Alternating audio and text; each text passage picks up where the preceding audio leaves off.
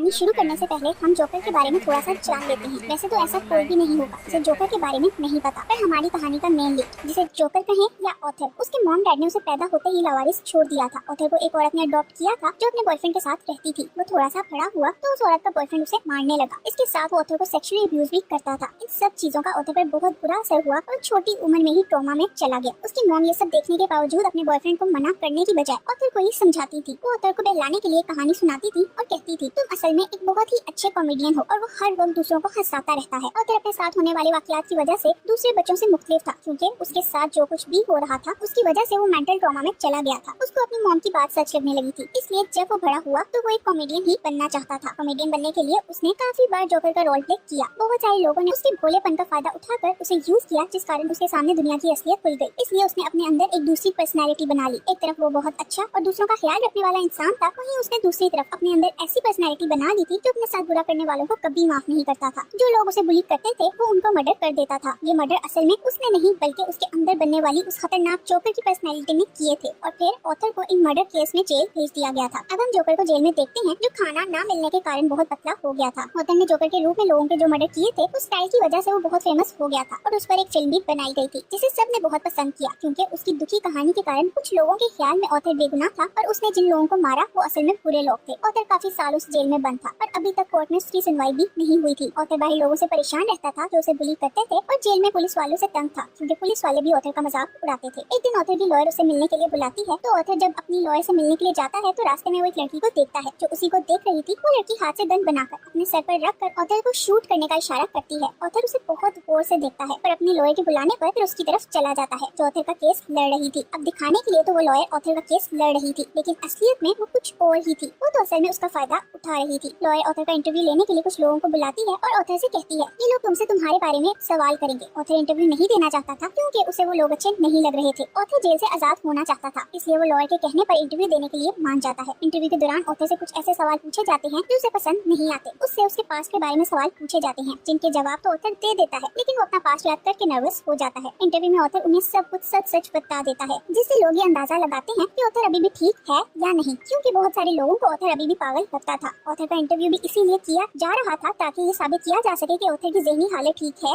या नहीं। जेल में वापस आने के बाद अगले दिन एक पुलिस वाला ऑथर को म्यूजिक रूम में ले जाता है, जहाँ लोग म्यूजिक बजा रहे थे। इस रूम में ऑथर एक लड़की ली से मिलता है। वो ली से पूछता है, तुम जेल में कैसे आए? जिस पर वो बताती है कि मैं जिस बिल्डिंग में अपनी मॉम के साथ रहती थी उस बिल्डिंग को मैंने आग लगा दी और सारी बिल्डिंग जल गई, इसलिए मैं जेल में सड़ रही हूँ। उसकी बात सुनकर ऑथर हंसने लगता है। ली ऑथर से उसके बारे में पूछती है तो वो बताता है, मैंने 5 लोगों का मर्डर किया, इसलिए मैं जेल में हूँ। ली और ऑथर रोज एक दूसरे से बातें करते थे, इसलिए वो दोनों एक दूसरे के काफी क्लोज आ गए थे। एक दिन ली ऑथर से कहती है, हमें यहाँ से भाग जाना चाहिए, लेकिन ऑथर मना कर देता है। वो ली से कहता है, अगर हम यहाँ से भागे तो ये लोग मुझे गोली मार देंगे। ली ऑथर को लेकर जेल से बाहर जाना चाहती थी ताकि उसके साथ अपनी बाकी की जिंदगी बिता सके, क्योंकि वो ऑथर को पसंद करने लगी थी। ली की लाख कोशिश के बाद भी वैसा नहीं हो पाता जैसा उसने उन दोनों के लिए सोचा था, लेकिन वो फिर भी हिम्मत नहीं हारती। एक दिन ली थिएटर के पिछले हिस्से में जाकर वहाँ आग लगा देती है। थिएटर में आग फैलने लगती है, जिस पर थिएटर में बैठे लोग अपनी जान बचाने के लिए इधर उधर भागने लगते हैं। ली और ऑथर को आग का कोई डर नहीं था। जैसे ही थिएटर में हलचल मचती है, ली ऑथर को लेकर जेल से भागती है। वो दोनों जेल के गेट के ऊपर चढ़कर वहाँ से भागने की कोशिश करते हैं, लेकिन तब तक पुलिस उनके पीछे पहुंचकर उनको पकड़ लेती है। पुलिस उन्हें पकड़कर जेल में ले जाती है, तो इस बीच ऑथर हंसने लगता है, क्योंकि वो इस सब को एंजॉय कर रहा था। ऑथर को जेल में बंद कर दिया जाता है, जहाँ कुछ देर बाद ली भी एक गार्ड की मदद से उसके पास आ जाती है। वो ऑथर से कहती है, मैं तुम्हें जोकर के रूप में देखना चाहती हूँ, जिसके लिए ली अपने साथ मेकअप भी लेकर आई थी। फिर ली खुद ही अपने मेकअप से ऑथर को जोकर का रूप दे देती है। ऑथर की लॉयर फिर से उससे मिलने के लिए आती है, क्योंकि वो दोबारा ऑथर का इंटरव्यू करवाना चाहती थी। लॉयर बड़े से बड़े रिपोर्टर्स को अपने साथ इंटरव्यू के लिए लेकर आती है, क्योंकि ऑथर के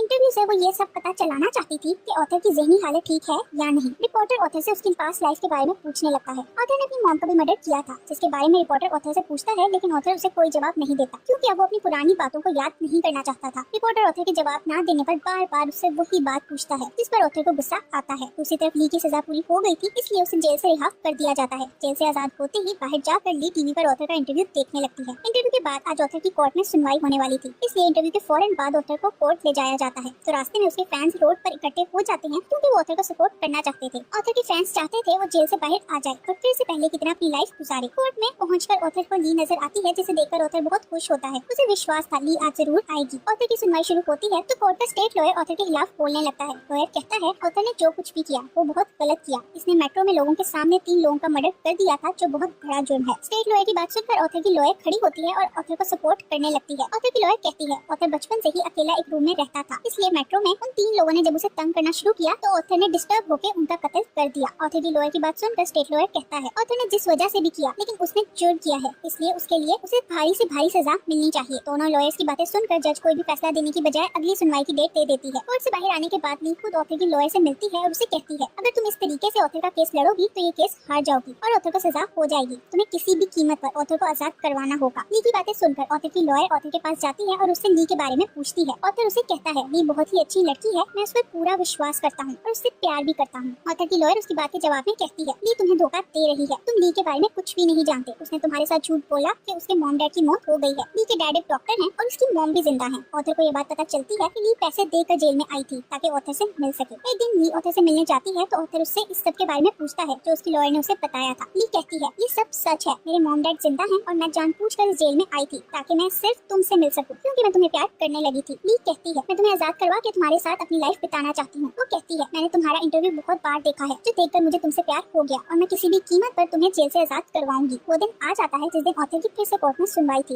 एक लड़की सोफिया ऑथर के खिलाफ गवाही देने आती है। सोफिया कोई और नहीं बल्कि ऑथर की पड़ोसन थी जो ऑथर की मॉम से मिलने आती है। ऑथर ने जब अपनी मॉम को मारा था तो उस वक्त सोफिया भी उसके सामने थी। सोफिया ऑथर को अपनी मॉम का मर्डर करते देखकर डर गई थी, इसलिए वो अपने बेटे की जान बचाने के लिए शहर छोड़कर चली गई। सोफिया कहती है मुझे शहर छोड़कर जाने का बहुत अफसोस था, इसलिए मैं वापस ऑथर को बचाने के लिए आई हूँ। वो कोर्ट में बताती है ऑथर ने जिस वक्त अपनी मॉम का मर्डर किया उस वक्त ऑथर ने जोकर का ड्रेस पहन रखा था। जब मैंने ऑथर को देखा उस वक्त ऑथर नहीं बल्कि ऑथर के रूप में कोई और था। ऑथर के अंदर जो जोकर छुपा हुआ है उसने ये सारे मर्डर किए हैं। सोफिया की बात सुनकर ऑथर को गुस्सा आता है और वो उठकर चिल्लाने लगता है। ऑथर जज से कहता है मैं अपना केस खुद लड़ना चाहता हूँ, मुझे किसी लॉयर की कोई जरूरत नहीं। ये कहकर ऑथर कोर्ट से बाहर चला जाता है। कुछ दिन के बाद फिर से ऑथर की सुनवाई थी। ऑथर की सुनवाई सुनने के लिए उसके बहुत सारे फैंस कोर्ट के बाहर जमा हुए थे। कोर्ट के अंदर ऑथर जोकर के रूप में बैठा था। ऑथर अपना केस खुद लड़ रहा था, इसलिए उसने जोकर के रूप में अपना केस लड़ने का फैसला किया था। इस बार ऑथर के खिलाफ केस लड़ने वाले स्टेट लॉयर रे नामी एक आदमी को ढूंढकर कोर्ट में लेकर आया था ताकि वो बता सके ऑथर कैसा इंसान है। रे ऑथर के साथ काफी समय रहा था और उसने ऑथर के साथ काम भी किया था। उस रात मेट्रो में जब ऑथर ने 3 लोगों का मर्डर किया तो रे भी ऑथर के साथ ही था क्योंकि ये दोनों इकट्ठे ही मेट्रो में गए थे। रे की गवाही सुनने के बाद ऑथर जोकर के रूप में उठकर रे से पूछता है उस रात जब मैं मर्डर कर रहा था तब तुमने किसे देखा? रे कहता है उस रात मैंने ऑथर के रूप में जोकर को देखा था। उसकी बात सुनकर ऑथर पुलिस वालों को बुरा भला कहने लगता है। ऑथर कहता है पुलिस वालों को सबूतों से कोई मतलब नहीं होता बल्कि वो किसी को भी पकड़कर जेल में बंद कर देते हैं। ऑथर कहता है उस रात अगर पुलिस वाले सही वक्त पर पहुंच जाते तो मैं वो मर्डर कभी नहीं करता। सुनवाई के बाद ऑथर जेल जाता है तो पुलिस वाले उसके साथ बहुत बुरा बर्ताव करते हैं। वो ऑथर को बुरी तरह मारते हैं क्योंकि ऑथर ने कोर्ट में सारा इल्जाम पुलिस वालों पर डाल दिया था। कुछ दिन बाद ऑथर की अगली सुनवाई का दिन आता है। आज सी भी जोकर का मेकअप करके कोर्ट में आई थी क्योंकि उसे लग रहा था आज ऑथर आजाद हो जाएगा। कोर्ट में ऑथर के रूप में जोकर हार मान लेता है। वो कोर्ट में कहता है मैंने जो कुछ भी किया उसके लिए मैं बहुत शर्मिंदा हूँ। उसकी बात सुनकर ली और उसके साथ कुछ और लोग उठकर कोर्ट से बाहर चले जाते हैं क्योंकि वो नहीं चाहते थे कि ऑथर कोर्ट में ये सब कहे। वो तो आज ऑथर को आजाद देखना चाहते थे लेकिन ऑथर ने ये सब करके उनकी सारी उम्मीदें तोड़ दी थी। जोकर ने अपनी गलती खुद ही कबूल कर ली थी, इसलिए अब उसे सजा मिल जानी थी। ऑथर जोकर वाले रूप से वापस अपने असली रूप में आता है और जोर जोर से हंसने लगता है। ऑथर को ऐसे हंसता देखकर जो लोग उसके खिलाफ थे उस पर टूट पड़ते हैं, लेकिन तभी कोर्ट में एक धमाका होता है। इस धमाके की वजह से बहुत सारे लोग जख्मी हो जाते हैं और कुछ लोग मर भी जाते हैं। धमाके के बाद ऑथर कोर्ट से बाहर जाता है जहाँ उसका अपना एक फ्रेंड नजर आता है जिसने जोकर का ड्रेस पहना हुआ था। वो ऑथर को देखते ही समझ आता है यही असली जोकर है, इसलिए वो ऑथर को उठाकर कार में ले जाता है। वो ऑथर को इस सब से कहीं दूर ले जा रहा था ताकि वो जोकर को बचा सके। रास्ते में उन लोगों की कार ट्रैफिक में फंस जाती है। ऑथर मौके का फायदा उठाकर कार से निकलकर भाग जाता है। कुछ दूर भागने के बाद ऑथर को अपने सामने ली नजर आती है। उसे देखकर ऑथर कहता है कोर्ट में किसी ने धमाका कर दिया था, इसलिए मैं वहाँ से भाग आया हूँ। अब हम यहाँ से कहीं दूर जाकर अपनी नई जिंदगी शुरू करते हैं। ली कहती है मैंने जिससे प्यार किया था वो तुम नहीं हो सकते। मेरे पेट में तुम्हारा बच्चा है लेकिन फिर भी मैं तुम्हारे साथ नहीं रह सकती क्योंकि मेरे बच्चे को तुम्हारे जैसा बाप नहीं चाहिए। ली की बातें सुनकर ऑथर अंदर से टूट जाता है। उसको समझ नहीं आता वो ली से क्या कहे। वो दोनों काफी देर चुपचाप खड़े रहते हैं। फिर ली वहाँ से चली जाती है और ऑथर वहीं खड़ा रह जाता है। कुछ देर बाद पुलिस वहाँ आकर ऑथर को पकड़कर ले जाती है। एक दिन जेल का कैदी ऑथर से मिलता है। वो ऑथर को जोक सुनाता है और मौका देखते ही ऑथर पर चाकू से वार कर देता है। उसके वार से ऑथर बहुत ज्यादा जख्मी हो जाता है जिस कारण उसके शरीर से खून निकलने लगता है और उसकी मौत हो जाती है। इसी के साथ इस मूवी की एंडिंग भी हो जाती है। Thank you for watching.